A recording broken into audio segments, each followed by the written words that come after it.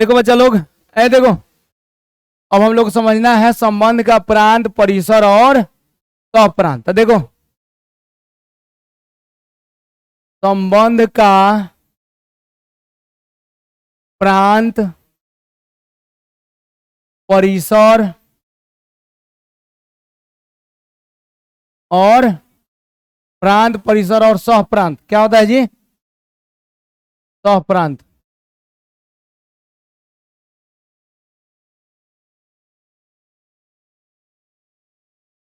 देखो, इसको इंग्लिश में क्या बोलते हैं बच्चा लोग? इंग्लिश में बोलते हैं इसको डोमेन। प्रांत को डोमेन बोलते हैं, रेंज, परिसर को रेंज बोलते हैं। Domain, range and codomain. सहप्रांत को क्या बोलते हैं जी? कोडोमेन। तो domain, range and codomain of relation. English लिख दिया उसका, संबंध का प्रांत, परिसर और सहप्रांत। देखो, संबंध का प्रांत, परिसर और सहप्रांत। तो देखो, संबंध का प्रांत क्या होता है? तो सबसे पहले प्रांत का परिभाषा लिख रहे हैं। यहां पर सबसे पहले क्या पढ़ना है हम लोग को? प्रांत। क्या पढ़ना है जी? प्रांत।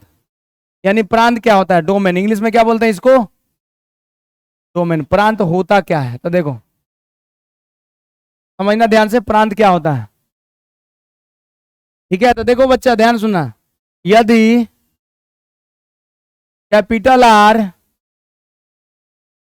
ए से बी में, कैपिटल आर यहां लिख देते हैं, देखो, कैपिटल आर समुच्च ए से समुच्च बी में, समुच्च ए से समुच्च बी में,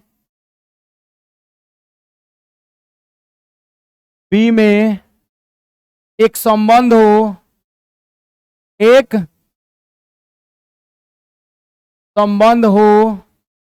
देखो, यदि कैपिटल आर समुच्च ए से समुच्च बी में एक संबंध हो तो संबंध आर के, संबंध आर के क्रमित युग्मों के, संबंध आर के क्रमित युग्मों के, संबंध आर के क्रमित युग्मों के प्रथम अवयवों के समुच्च को, प्रथम अवयवों के समुच्च को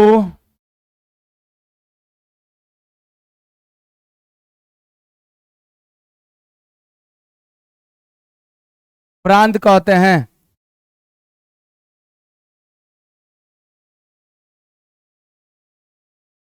देखो, यदि कैपिटल आर समुच्च ए से समुच्च बी में एक संबंध हो तो संबंध आर के क्रमित युग्मों के प्रथम अवयवों के समुच्च को प्रांत कहते हैं। इसको समझाएंगे पूरा डिटेल में। पहले तीनों का परिभाषा बता दे रहे हैं। संबंध का प्रांत क्या होता है, संबंध का परिसर क्या होता है, सुना सब? बोलो। और उसके बाद सहप्रांत बताते हैं, तब इन तीनों को हम लोग एग्जाम्पल से समझ लेंगे। ठीक है, तो ये प्रांत हो गया। अब देखो, इसके बाद आता है, क्या था बच्चा लोग? परिसर। तो देखो, परिसर लिख देते हैं, इसको बोलते हैं रेंज। क्या बोलते हैं इंग्लिश में जी? रेंज। परिसर होता क्या है? देखो, इसको समझो, परिसर क्या होता है। देखो, तो यदि, फिर वही बात की, यदि कैपिटल आर समुच्च, यदि कैपिटल आर समुच्च ए से समुच्च बी में, समुच्च ए से समुच्च बी में एक संबंध हो,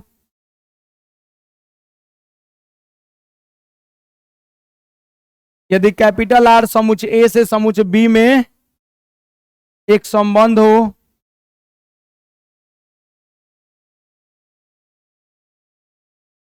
तो, यदि कैपिटल आर समुच्च ए से समुच्च बी में एक संबंध हो तो संबंध आर के द्वितीय अवयवों के समुच्च को, द्वितीय अवयवों के समुच्च को संबंध आर के, यहां देख लो, यहाँ लिखे ना संबंध आर के क्रमित युग्मों के, तो संबंध आर के क्रमित युग्मों के क्रमित, कोनो बात नहीं, वो लिख लिया ना, सही है, कोई दिक्कत नहीं। संबंध आर के क्रमित युग्मों के द्वितीय अवयवों को समुच्च को, द्वितीय अवयवों के समुच्च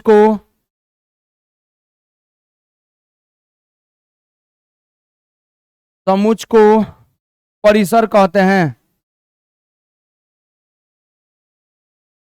परिसर कहते हैं।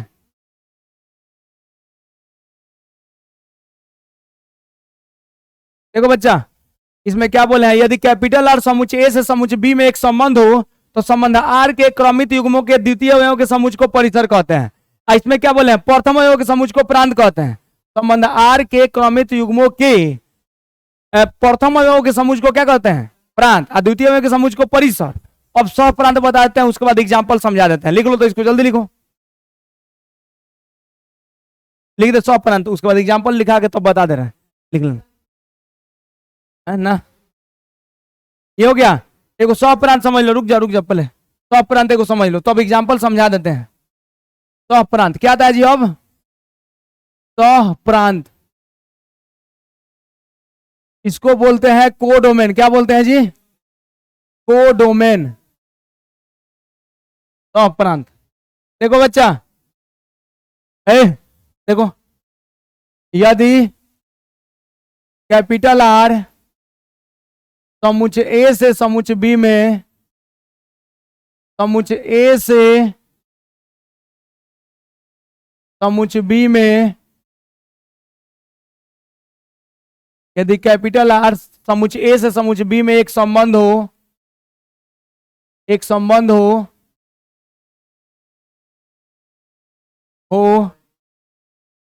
तो यदि कैपिटल आर समुच्चय ए से समुच्चय बी में एक संबंध हो तो समुच्चय बी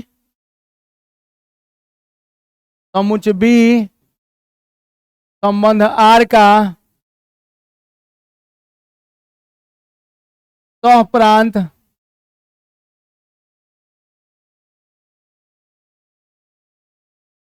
कहलाता है। समुच्चय बी संबंध आर का सह प्रांत कहलाता है। यदि कैपिटल आर समुच्चय ए से समुच्चय बी में एक संबंध हो तो समुच्चय बी संबंध आर का क्या कहलाता है, सह प्रांत कहलाता है। जैसे एग्जाम्पल समझा देते हैं, ठीक है, एग्जाम्पल बताए ना।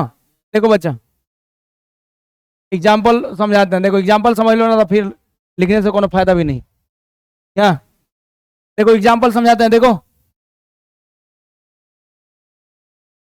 एग्जाम्पल तीनों का एक बार, ठीक है।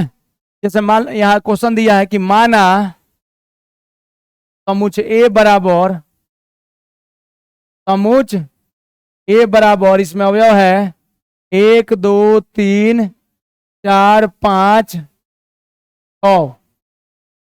इस पर परिभाषित संबंध, इस पर परिभाषित संबंध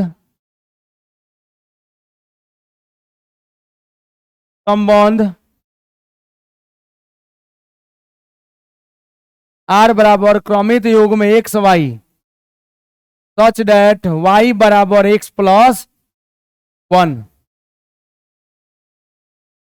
comma x comma y belongs to A. तो एक नंबर है बच्चा, देखो संबंध आर निकालें, संबंध आर निकालें। पहला नंबर क्वेश्चन क्या है, संबंध आर निकालें। दूसरा नंबर,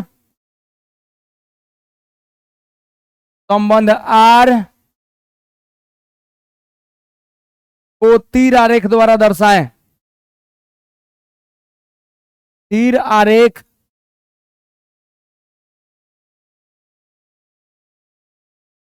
द्वारा दर्शाएं।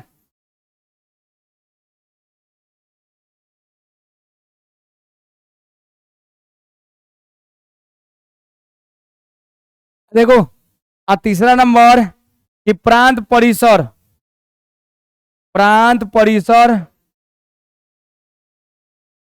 और सह प्रांत,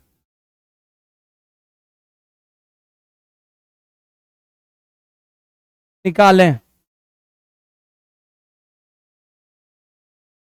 देखो ये क्वेश्चन पहले समझो तो, प्रांत, परिसर और सह प्रांत भी निकालना है, सुना सब?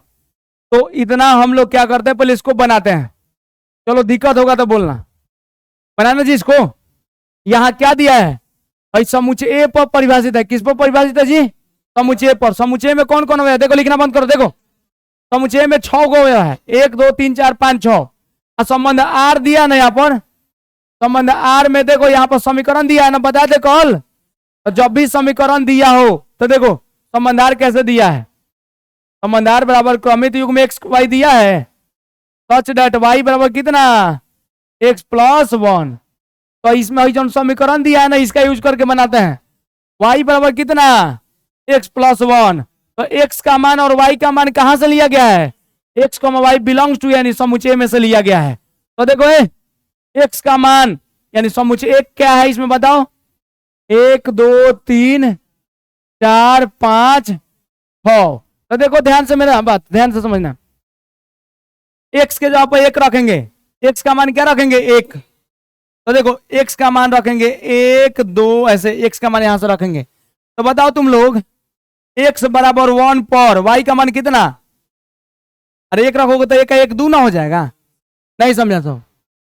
अरे देखो यहाँ पर देखो, एक्स के जगह पर 1 रखो, पहले समीकरण दिया है ना इसमें वाई बराबर एक्स प्लस 1।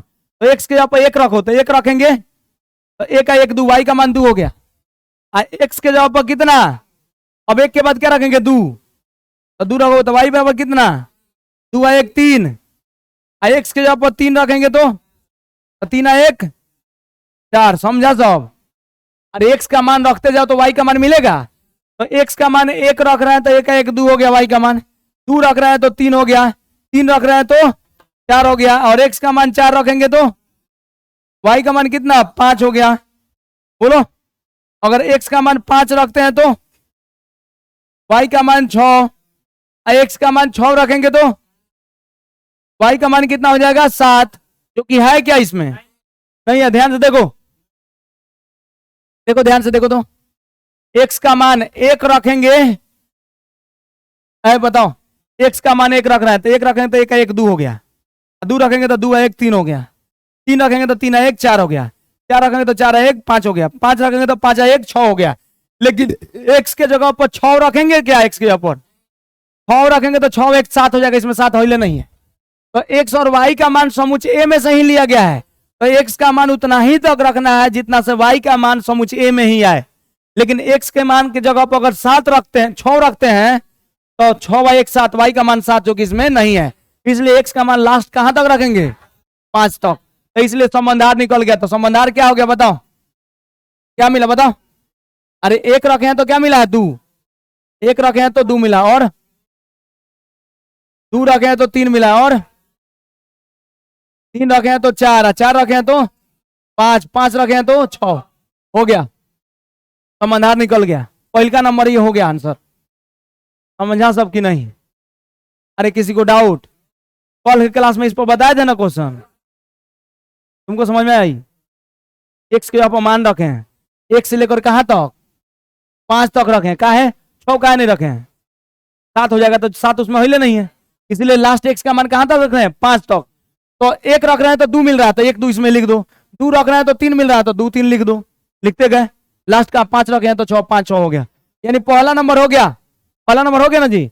और दूसरा बोल रहा है कि इसको तीर आरेख द्वारा दर्शाए, तब बच्चा देखो तीर आरेख द्वारा दर्शा दे रहा है। एक समुच्चय है और ये भी समुच्चय है, दोनों एक एक को समुच्चय है, रे लोल समझ में आ रहा है? और ये एक को समुच्चय है, इसमें अब 1 2 3 4 5 6 6 हुआ है ना।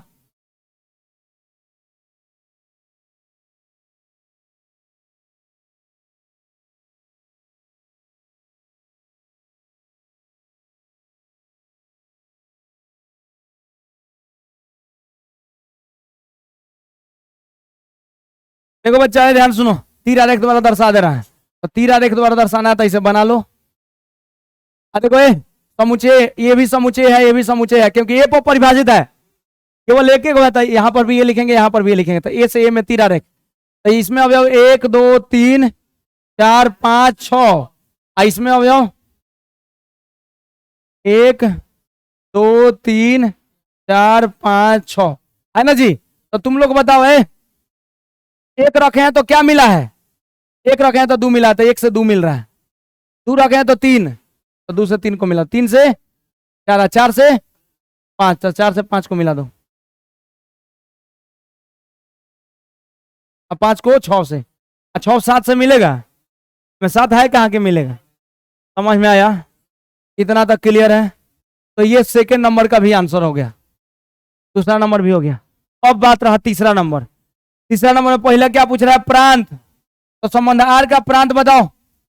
तो हम परिभाषा क्या बताए? देखो, यदि कैपिटल आर ए से बी में संबंध है तो संबंध आर के क्रमित युग्मों के प्रथम अवयव के समुच्चय को प्रांत कहते हैं। देखो लिखो बंद, भाई संबंध आर है, यहां देख बोर्ड पर लिख रहा है, संबंध आर के क्रमित युग्मों के प्रथम अवयव के समुच्चय को प्रांत कहते हैं। तो संबंध आर के क्रमित युग्मों के प्रथम अवयव के समुच्चय को, तो संबंध आर है, इसका क्रमित युग्म ही है। कोई को क्रमित युग्म है जिसका 1 2 3 4 5। तो संबंध आर के क्रमित युग्मों के प्रथम अवयवों के समुच्चय को प्रांत कहते हैं। तो क्रमित युग्म का प्रथम अवयव 1, तो 1 लिख दो इसमें। इसका प्रथम अवयव 2, तो 2 लिख दो। इसका प्रथम अवयव 3, तो 3 लिख दो। इसका प्रथम अवयव 4, तो 4 लिख दो।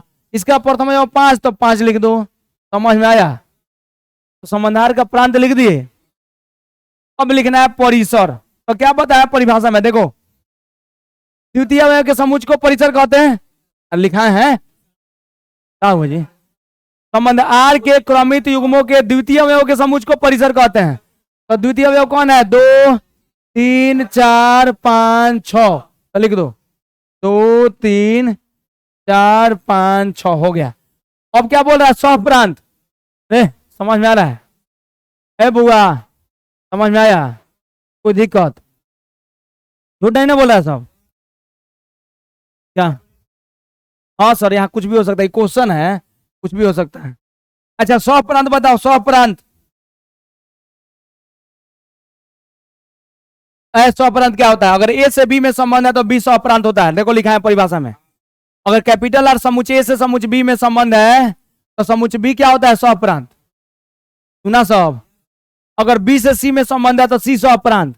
अगर छपरा से पटना में एक संबंध है तो पटना सहप्रांत। बोलो।